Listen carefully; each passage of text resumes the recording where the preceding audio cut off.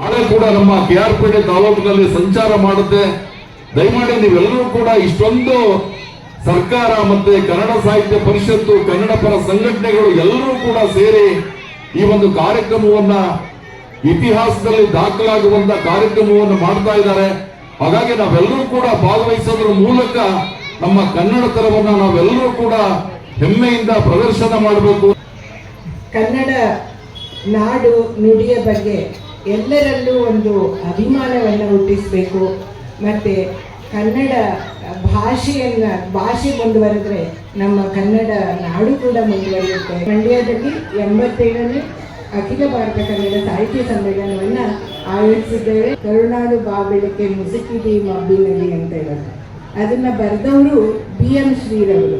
ಒಳಗೆ ಬರಲಪ್ಪಣೆಯೇ ದೊರೆಯೇ ನವಿಲೂರ ಸಿರಿನಿಂದ ನುಡಿಯೊನ್ನ ತಂದಿಹೇನು ಒಳಗೆ ಬರಲಪ್ಪಣೆಯೇ ದೊರೆಯೇ ಅಂತ ಹೇಳಿ ಒಂದು ಹಾಡಿದಲ್ವಾ. ಅದನ್ನು ಬರೆದವ್ರು ಯಾರು? KS ನರಸಿಂಹಸ್ವಾಮಿರವರು. ಅವರು ಈ ಊರಿನವರು. ಈ ಊರು ಅಂತಂದರೆ KR ಪೇಟೆಯವರು. ಹಂಪಿನಲ್ಲಿ ಅವ್ರ ಊರಿದೆ ಅಲ್ವೇ, ಹನುಮ ಹುಟ್ಟಿದ ಮನೆ ಇದೆ, ಹನುಮನ ಮನೆ ಇದೆ ಅಲ್ಲಿ ಹಂಪೆಯಲ್ಲಿ. ಸೊ ಅಂಜನಾದ್ರಿಯಲ್ಲಿ. ಹಾಗೆ ಹನುಮ ಹುಟ್ಟಿದ ನಾಡು ಅಂತ ಹೇಳ್ತೀವಿ. ಹನುಮ ಕನ್ನಡದವನು ಅಂತ ಹೇಳ್ಕೊಳ್ಳೋಕ್ಕೆ ಎಷ್ಟು ಹೆಮ್ಮೆ ಆಗುತ್ತೆ ನಮಗೆ. ಸೊ ಹಾಗೆ ಅನೇಕ ಋಷಿಗಳು, ಸಂತರು ಮತ್ತು ಅನೇಕ ಸಾಹಿತಿಗಳು ಇಲ್ಲಿ ಹುಟ್ಟಿ ಬೆಳೆದಿದ್ದಾರೆ. ಅದರಿಂದ ನೀವು ಕನ್ನಡ ಇತಿಹಾಸವನ್ನು ತಿಳ್ಕೋಬೇಕು, ಕನ್ನಡ ಭಾಷೆ ಹೇಗೆ ಹುಟ್ಟಿತು ಅಂತ ತಿಳ್ಕೊಳ್ಬೇಕು. ಇದನ್ನೆಲ್ಲ ತಿಳ್ಕೊಳ್ಬೇಕಾದ್ರೆ ನಮ್ಮ ಸಾಹಿತ್ಯ ಸಮ್ಮೇಳನ ನಿಮಗೆ ಅದನ್ನೆಲ್ಲ ತಿಳಿಸ್ಕೊಡುವಂಥ ಒಂದು ಜ್ಞಾನದ ಚಾವಡಿ ಅದು. ಸೊ ಅಲ್ಲಿ ಬರಬೇಕು ನೀವು ಅಂತ ನಮ್ಮೆಲ್ಲರ ಆಸೆ. ಕನ್ನಡಿಗರು ಎಲ್ಲರೂ ಒಂದು ನಮ್ಮ ನಾಡನ್ನು ನೀವು ಕಟ್ಟಬೇಕು ಅನ್ನೋ ಒಂದು ಅಭಿಮಾನ ಬರಬೇಕು. ದೇಶ ಪ್ರೇಮ ಎಷ್ಟು ಮುಖ್ಯನೋ ನಮ್ಮ ಕನ್ನಡ ಪ್ರೇಮ ಕೂಡ ಅಷ್ಟೇ ಮುಖ್ಯ. ಕನ್ನಡದ ಒತ್ತಕ್ಷರಗಳು ಗೊತ್ತಲ್ವಾ? ಈಗ ಕನ್ನಡ ಸಂಖ್ಯೆ ಗೊತ್ತ? ಕನ್ನಡ ಸಂಖ್ಯೆ 1, 2.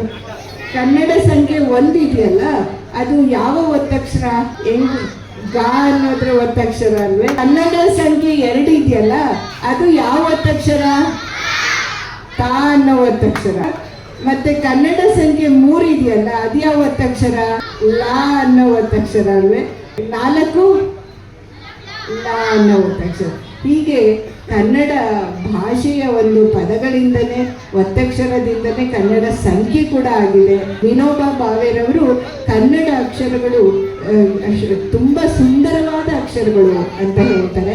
ಸೊ ಹೀಗೆ ಕನ್ನಡದ ಬಗ್ಗೆ ತಿಳ್ಕೊಳ್ಬೇಕು, ಭಾಳಷ್ಟು ನೀವು ತಿಳ್ಕೊಳ್ಬೇಕು. ಕನ್ನಡದ ಬಗ್ಗೆ ನಾವು ಯಾವಾಗ ಆಳವಾಗಿ ತಿಳ್ಕೊಳ್ತೀವೋ ಆಗ ನಮ್ಮ ಅಭಿಮಾನ ಜಾಸ್ತಿ ಆಗುತ್ತೆ. ಅಂತಹ ಒಂದು ಸಂದರ್ಭ, ಅವಕಾಶ ನಿಮ್ಮೆಲ್ಲರಿಗೂ ಒದಗಿ ಬಂದಿದೆ.